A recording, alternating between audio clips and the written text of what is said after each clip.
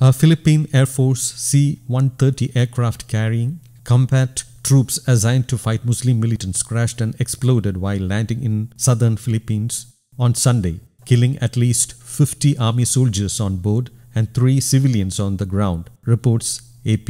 This is seen as one of the worst disasters in the history of the country's Air Force. At least 49 other soldiers were rescued with injuries and survived the fiery noontime crash into a coconut grove outside the Jolo airport in Sulu province, including some who managed to jump off the aircraft before it exploded and was gutted by fire, military officials said. 3 of the 7 villagers who were hit on the ground died. The aircraft had 96 people on board, including 3 pilots and 5 crew, while the rest were army personnel, the military said.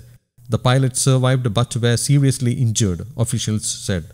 The Lockheed C-130 Hercules was one of the 2 ex-US Air Force aircraft handed over to Philippines as part of military assistance this year. The aircraft originally took off from Manila with only a few passengers, including a 2-star Army General Romeo Browner Jr., who disembarked with his wife and 3 children in Cagayan de Oro City, where he is set to become the new military regional commander on Monday. The army troops then boarded the C-130 in Cagayan de Oro for the flight to Sulu. Officials said the injured personnel were brought to a hospital in Sulu or flown to nearby Zamboanga City, and troops were continuing to search for the missing. A number of soldiers were seen jumping out of the aircraft before it hit the ground, sparing them from the explosion caused by the crash, a military statement said, citing witnesses. Initial pictures released by the military showed the tail section of the cargo plane relatively intact. The other parts of the plane were burned or scattered in pieces in a clearing surrounded by coconut trees.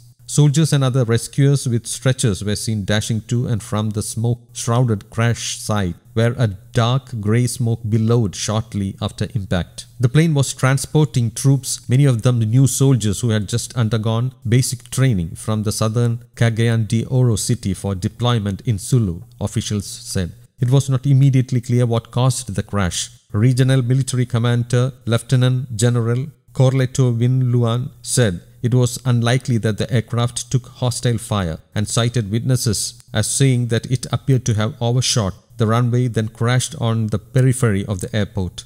News Desk, Kaumudi English.